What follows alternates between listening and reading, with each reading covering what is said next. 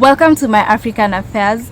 An African contingent, including leaders and representatives from 7 countries, met Ukraine's President Zelensky and Russia's President Putin at the end of last week and over the weekend.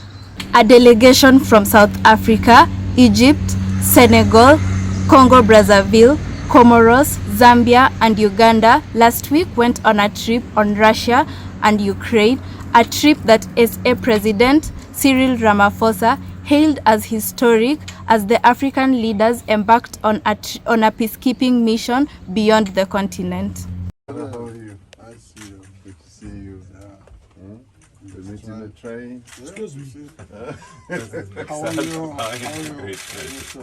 Sounds safe. How are you? I'm fine. Good to see you again. Bonjour. Yes, sir. So, you arrived this morning? I arrived midday. Midday.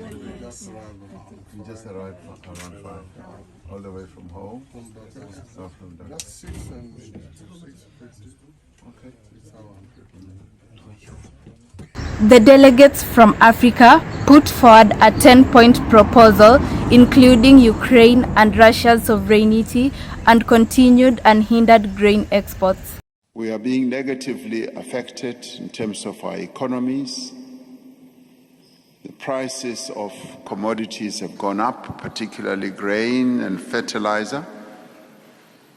And the prices of fuel have also gone up. And this is a consequence of the war that is ongoing.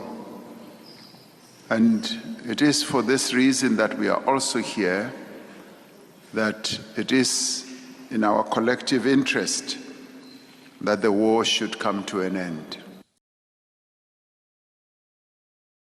They also called for a de-escalation of fighting and for negotiations to commence immediately, for release of prisoners of war, and for greater humanitarian support, among other requests. According to South Africa President Cyril Ramaphosa, both Ukraine and Russia agreed to continue engagement, but on Saturday, Russia's President Putin appeared to dismiss large chunks of the plan.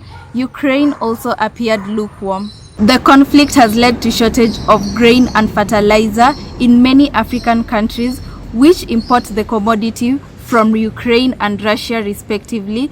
This has led to a spike in food prices around the world, especially in Africa. The African Development Bank says that the war is directly responsible for shortage of about 30 million tons of grain on the continent. President Putin has been threatening not to renew a deal to allow the Ukrainian grain ships headed for Africa to pass through the Russian-controlled ports on the Black Sea.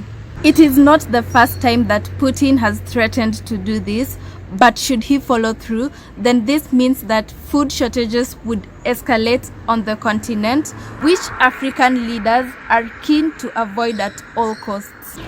Although it is thought unlikely that Putin will deliver on his threats, as he needs African countries as allies to avoid diplomatic isolation. Alongside raising international awareness of the impact of the war on the economy on the continent, African leaders were confronted by further calls to condemn the invasion. Ukraine's leader argued that condemning Moscow was necessary in order to send a clear message to the Russian people that their isolation on the international stage was as a result of their president invading Russia. Uganda and South Africa, which formed a part of the African delegation, are seen to be aligned with Russia's position. Last month, the US ambassador accused South Africa of violating neutrality by supplying Russia with weapons, violating the non-aligned status.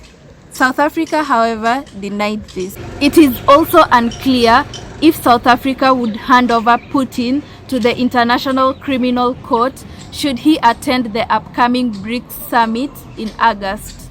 The key aim of the trip was to help strengthen a negotiated diplomatic solution to the war in Ukraine And in that respect, it has not been a success. Both Ukraine and Russia reiterated before and after the peace mission, saying that they would not come to the negotiating table without certain basic preconditions.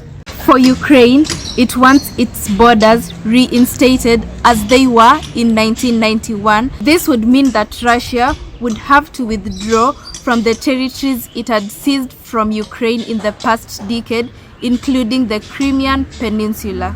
This is something that Kremlin is deeply opposed to, arguing that instead of negotiations, Kyiv should accept its country's new territorial reality.